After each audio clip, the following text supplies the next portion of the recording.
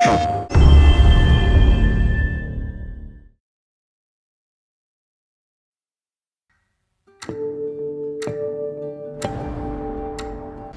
más, mi gente hermosa? ¿Cómo están? Bienvenidos a un video más. El día de hoy les traigo una hermosa noticia, una noticia brutal. Vamos a venir con varios episodios, un segmento de Last of Us acerca del proceso creativo que se llevó para poder hacer el juego y la serie. Están sadiquísimos, están brutales, no se los pueden perder. Y el primer episodio es acerca del amor de padre. Sin hablar tanto y sin tanta paja, vamos de una vez. Y recuerden, por cierto, que hacemos stream todos los días. Si les gusta el stream, les gusta ver a la gente jugando y charlar un rato mientras que hacemos stream, estamos acá todos los días. Pórtense bien, cuídense y vamos con el primer episodio. ¡Bam! A lot of the conversation that Craig Mazin and I had, we would talk through a sequence like that and talk through all the beats. What do we get out of those beats? Why are they important? Well, let's just get that wholesale into the show. I think Neil and I were both excited by the idea that we could actually add a little bit more context to Joel and Sarah's relationship. This is your chance. You keep her alive. So with the show, we could say, okay, what's important in the sequence was like, well, we want to show the bonds of the family. Are there more ways of showing that we couldn't in the game? Because we could take more time, like, let's show them waking up, let's show them having breakfast, Sarah going to school, Sarah going to get her dad's watch fixed. We shared a lot of the concept art from the original game and the remake with them, and they used a lot of it very faithfully to make the fans that were playing the game feel like they were being true to the material. If you don't think there's hope for the world, why bother going on? So the beginning of the game was one of the last things we got finalized when we were making Last of Us. For a long time, the plan was to play Joel, not to play as Sarah. And it was like you as Joel would hear a commotion over at your neighbor's house, you would walk over there, you would see they're infected, then you'd head back and grab your daughter and then run. And it felt like I've seen this. And the aha moment when we're having a brainstorm in like one of the design pods was, what if you played as Sarah?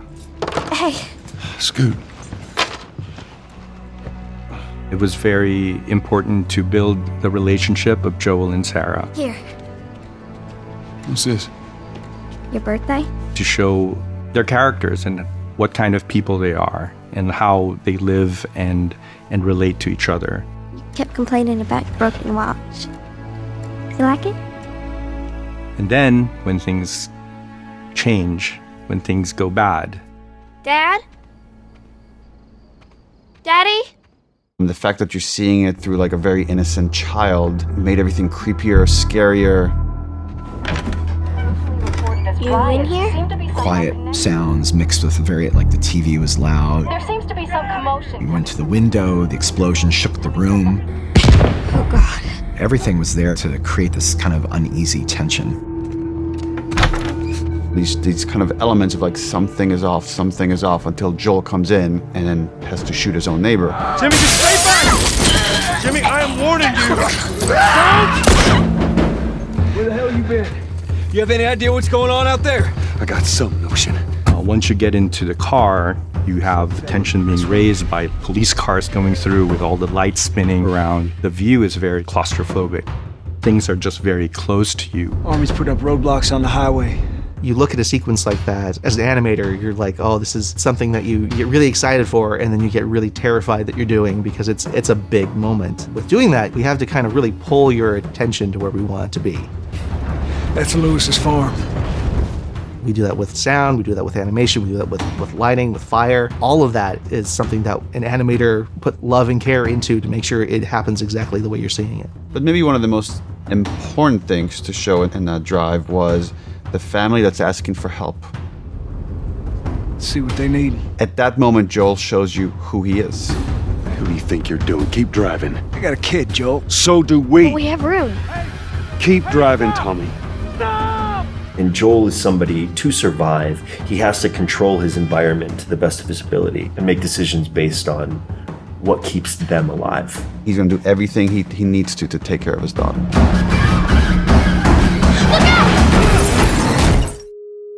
I think about the entire soundscape. Everything after the car crash switches from Sarah's perspective to Joel's perspective, because then it's a father trying to save his kid. Come here, give me your hand. The infected gets closer and closer, and the shadows get longer and longer. This intense light just shines towards you. It settles into the worst thing possible when you think that you're almost at the finish line, and then Sarah dies. One of the things that I did to keep myself emotionally, and it still gets me emotionally available for that, is I actually, when we temped the sound of Sarah, it was my child. We knew what was going to happen, and so we kind of played into that as it made it worse and worse and worse until it was almost a save, and then it's not.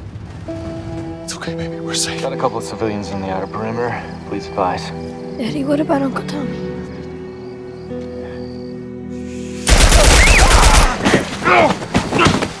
The choices we made were authentic, right?